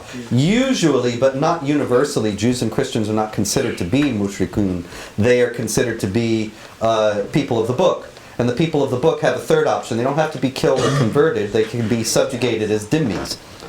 Ultimately, however, there is a hadith that is very pernicious where Muhammad says, this is not in the Quran, it's a hadith, but he says, the end times will not come until Muslims kill Jews. And the Jews hide behind trees, and the trees cry out and say, oh Muslim, there's a Jew hiding behind me, come and kill him. Now that is an authenticated hadith. That is one that is considered to be part of Islamic doctrine. And so it is considered to be a laudable practice for a Muslim to kill a Jew because it's something that hastens the coming of the end times in which all things will be consummated. But anyway, it's not specifically in the Quran like that, that's all. Did you want to respond, Professor? Well, most Muslims in the West do not in fact believe or practice that. And I suppose Bob must be right in saying that if everything in the Quran must be accepted literally and practiced, then these are bad Muslims.